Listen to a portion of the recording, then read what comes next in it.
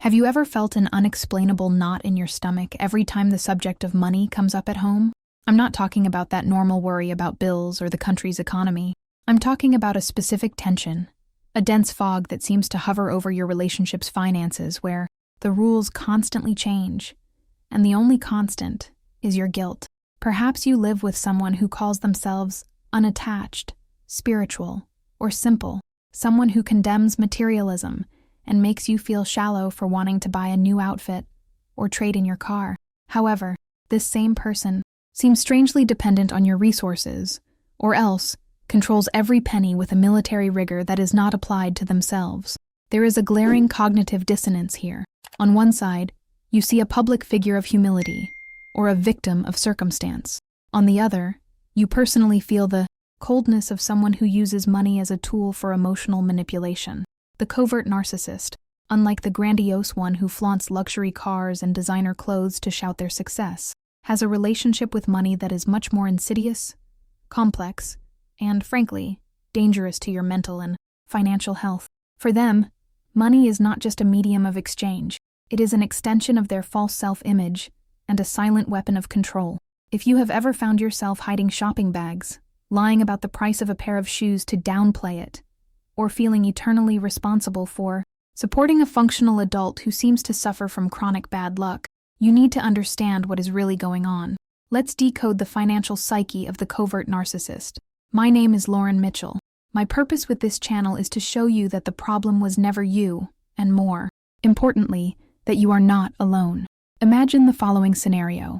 You work hard, you have your income, but you feel like you are never the owner of your own money. When you propose financial planning, you either encounter a wall of silence or a storm of victimization.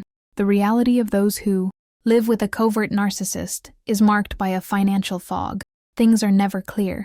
If you ask about their bank account, the answer is evasive, or worse, they flip the script and accuse you of being mercenary, controlling, or of only thinking about money. You start noticing patterns that don't make sense. They might spend months unemployed, refusing jobs they consider below their level, while you bend over backwards to pay the rent and put food on the table. And incredibly, instead of gratitude, you receive criticism. They complain about the brand of coffee you bought, or say you are spending too much on nonsense, while they contribute nothing. Or perhaps the scenario is the opposite. They control everything. They insist on managing the finances because you don't know how to handle numbers, or because they want to take care of you. But this care turns into a prison. You have to ask permission for everything. Your every expense is audited, questioned, and judged. However, mysteriously, their expenses appear that are never explained. New equipment for a hobby they just started, a loan to a friend, which you never see repaid, or investments that never yield a dabinya return. What anchors this experience in your reality is the perpetual sense of instability. Even if there is money in the account, you live in a state of emotional scarcity. They create artificial financial crises. Suddenly, we don't have money for anything, and panic sets in. You cancel your plans. You cut out your small pleasures. Days later, they show up with something new for themselves, or decide you are going on an expensive trip that they chose. You feel dizzy. The rule that was valid yesterday is not valid today. What is a superfluous expense for you is a necessary investment for them. And in the center of this stage, there you are, doubting your ability to manage your life, feeling selfish for having desires, and above all, deeply confused about where the family's vital energy and money is going. This confusion is not accidental. It is the necessary environment for financial abuse to thrive. Let's dive into the first psychological pillar of this dynamic, the moralization of money. The covert narcissist is a master at transforming their limitations or stinginess into a superior moral virtue. Often, this type of personality adopts the mask of the ascetic, the misunderstood intellectual, or the humble one. They construct a narrative where having money, spending money, or enjoying comfort is seen as something dirty, superficial, or of the system. They use this austerity as a shield to protect their fragile ego and, simultaneously, as a sword to attack your self-esteem. If you buy a face cream, they don't just say it was expensive. They sigh, look at you with an air of condescending disappointment and say, "Wow, I didn't know you cared so much about those frivolous things. I prefer to spend on books, culture, helping others. Do you see the blow? They didn't attack the price. They attacked your character. They position themselves on a moral pedestal where they are the essence of depth and you are the representation of superficiality. This tactic serves two crucial purposes for the covert narcissist. First, it hides the pathological envy they feel. Often, the covert narcissist is consumed with envy of others' ability to generate wealth or enjoy life, since they, deep down, feel incapable of achieving that success or don't want to make the necessary effort. They devalue what they cannot have. It's the fable of the fox and the grapes in real time. I don't have money because I am too honest for this corrupt world, they say, implying that your financial success is somehow the result of a moral failure on your part. Second, it ensures control through guilt. By labeling your desires and needs as consumerism or frivolity, they train you to suppress your own wants. You stop buying what you need not because of a lack of money, but to avoid their silent judgment.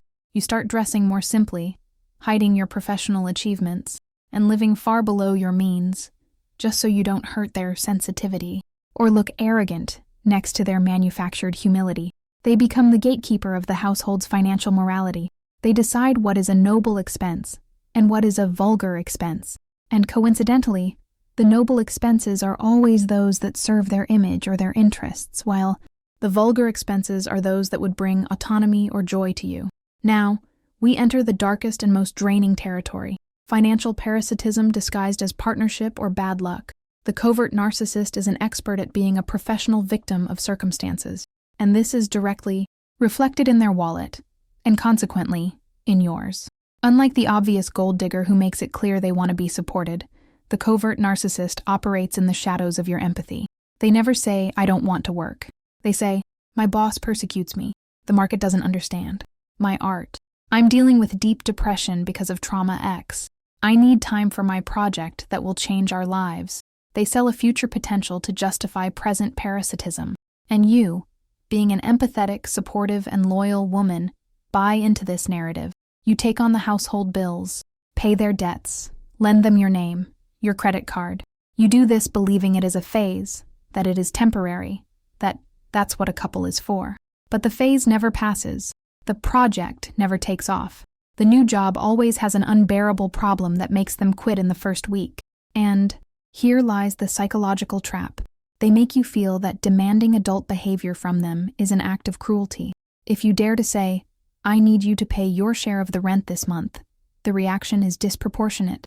They collapse, cry, isolate themselves, or say, "You know the difficult time I'm going through and you only think about money.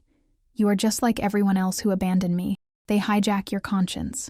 Their money, when they have it, is treated as something sacred, untouchable, destined only for their needs or to maintain their facade. Your money, however, is treated as a community resource, our money. They feel entitled to enjoy your comfort, your house, your food, and even your gifts, without feeling any obligation of reciprocity.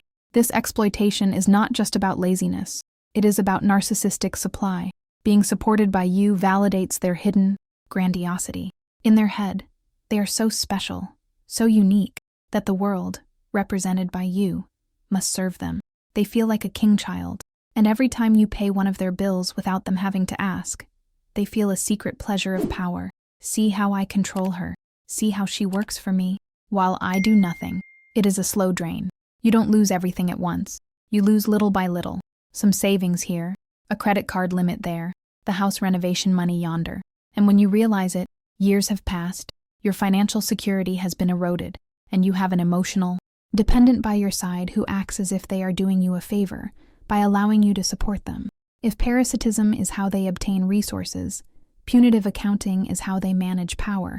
The covert narcissist keeps a mental ledger of all interactions, but the math is completely skewed in their favor. They use money to punish you, often in ways that no one on the outside would notice. This can manifest through subtle sabotage. Let's say you have an incredible promotion opportunity that requires a trip or a course. Mysteriously, that week, a financial emergency created by them arises, or they get sick, or the car breaks down due to their neglect, draining the resources or energy you would need to invest in yourself. They don't want you to advance, because your financial independence is a threat to their control. Another facet of this punishment is weaponized generosity. The covert narcissist may occasionally give an expensive gift or pay for an extravagant dinner, but this is never free. This expenditure becomes an eternal debt. Months later, in an argument about something trivial, they will throw it in your face. How can you talk to me like that after everything I've done? Remember that trip I paid for? The gift was not an act of love. It was the purchase of a future silence, a guilt coupon that they can cash in when they feel threatened. There is also the issue of financial secrecy, which is a form of betrayal. They may hide money in separate accounts while crying. Poverty to you. They might rack up debts in your name without your knowledge, forging signatures or using your information. When the bomb drops and the collectors call, they act like the victim. I did it for the family. I was trying to solve it and didn't want to worry you.